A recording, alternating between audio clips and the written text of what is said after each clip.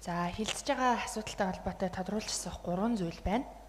За төлөөлөгчийн хувьд төр хувийн хвшлийн түншлэлийн асуудлыг бол дэмждэг. За Монгол улсад ч тэр нийслэл Улаанбаатар хотод ч тэр амжилттай хэрэгжиж байгаа төслүүд бол нэрлэвэл олон байна. За салбараар нь аваад үзэх юм бол хэвчлэн одоо дид бүтэц, эрчим хүч, аялал жуулчлалын энэ чиглэлийн төслүүдийг төр хувийн хвшлийн түншлэлээр амжилттай хэрэгжүүлсэн байгаа. Тэгээ мэдээж амжилттай хэрэгжихэд одоо хүчин зүйлсийн нөлөөлөл бол маш их. Үүн дотроо одоо эрсдлийг зөв хуваарлах, тогтвортой гэрээний нөхцөлийг хамгийн гол нь тусах ёстой. Дээр нь төрийн одоо зохицуулалтын дэмжлэг, мөн одоо хувийн хвшлийн өөрийнх нь менежмент бас маш чухал байдаг. За сая танилцуулга дээр дөрвөн улирлын хүлэмжийн асуудлыг бас нэлээд онцолж танилцууллаа. Тэгэхээр Монгол улсад бол өнөөдрийг хүртэл яг ийм дөрвөн улирлын цэцэрлэгт хүрээлэн хүлэмж байгуулсан тийм амжилттай жишээ бол одоогоор байхгүй байна. Дэлхийд бол Сингапур, Их Британи, Бразил, Дубай гэх мэт одоо орнуудад бол дэлхийн хамгийн гоё дөрвөн улирлын цэцэрлэгт хүрээлэнгүүд бол байдаг. За дээр нь одоо Хятад, Солонгосын дөрвөн улирлын цэцэрлэгт хүрээлэнг монголчууд бас аялал жуулчлалын чиглэлээр нэлээд үзэж танилцсан болов уу гэж бодож байна. Би бас өөрөө ногоон байгууламжийн салбарт, байгаль орчны салбарт ажилладаг байхдаа надад бас ийм мөрөөдөл байсан юм аа. Монгол улсад ийм гоё дөрвөн улирлын цэцэрлэгт хүрээлэн байгуулах юмсан, барих юмсан гэд.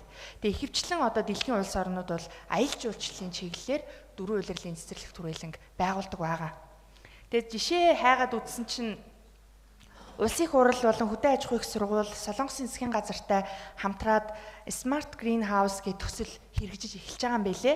Тэгээд нийслэлийн хувьд ингээд аваад үзэх юм бол нийт нэг 50 гаруй гатлбай дээр үйл зүйний хүлэмж байгуулсан юм туршлага бол байгаа. За дөрвөн улирлын хүлэмж бол улсын хувьд ч нийслэлийн хувьд ч ингээд амжилттай хэрэгжээд иргэдтэй хүргэсэн тийм төсөл бол байхгүй байгаа. За тэгээд асуух асуултын хувьд нэгдүгээрт ерөнхийдөө энэ дөрвөн улирлын цэцэрлэгт хүрээлэнг хоёр байдлаар хэвчлэн дэлхийд одоо байгуулж байна. Нэгдүгээрт технологийн одоо дэвшил талд нь илүү анхаарч. За хоёрдугаарт архитектор төлөвлөлт талыг илүү анхаарч, илүү одоо онцгойруулж байгуулж байна. Тэгэхээр энэ байгуулах одоо дөрвөн улирлын цэцэрлэгт хүрээлэн аль шийдлийн одоо түлхүү анхаарч, аль шийдэл дээр илүү ач холбогдол өгч бүтээн байгуулалтаа хийх гэж байгаа вэ гэдгийг нэгдүгээрт асууя. За хоёрдугаарт монголчуудад бидэнд бол туршлага байхгүй. Тэгэхээр олон улсаас дэмжлэг авах бах. Мөн Монголын бас мэрэгчлэтнүүд, эрдэмтэн судлаачид баг ажиллах бах.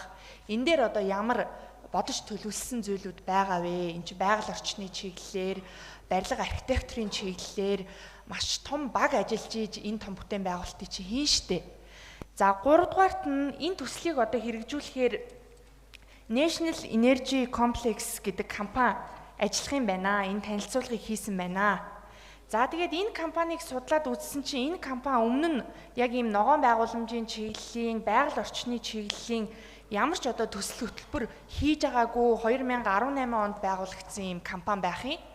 За тэгээд үйл ажиллагааныхын чиглэлийг харсан чинь мэдээлэл технологи, төсөл хөтөлбөр, онлайн худалдаа, тэгснээ бүр автомашины худалдаа, аялал жуулчлал, автомашины сэлбэг засвар гэдэг ингээд тэгээд нэг ах トゥ хоёрын байгуулж исэн компани юм уу да. Тэгээ ийм ач холбогдолтой. Тэгээ нийслэлээс эн чинь өчнөө газар өгөх гэж байна.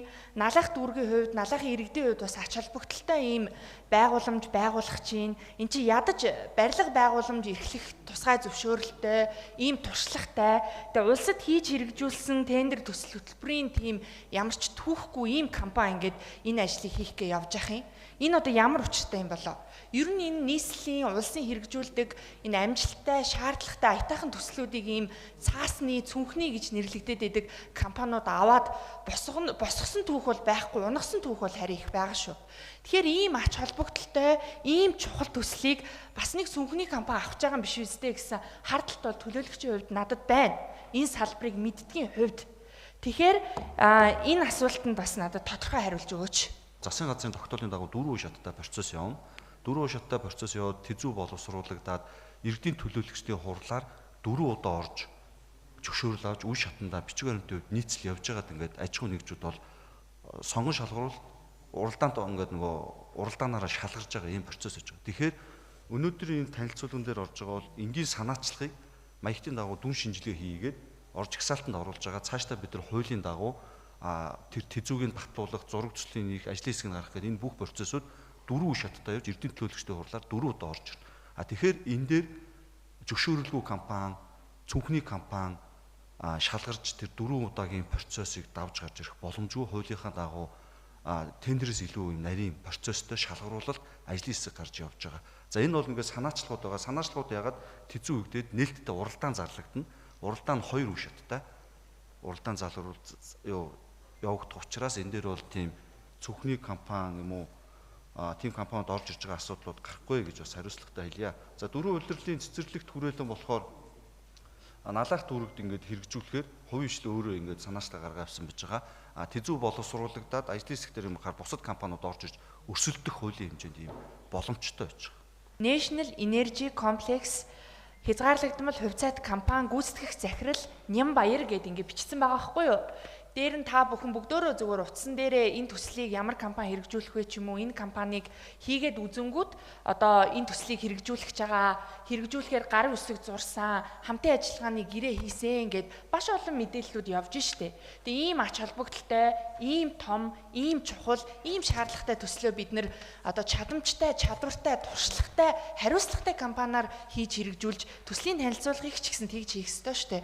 Тэгэхээр энийг би одоо энэ нийслэлийн бизнес инновацийн газрын удирдлага бас тайлбар хийгээч гэж хүсэж байна. National Energy Complex HG-ийн захирлаар ажиллаж байгаа компани бол санал оруулсан.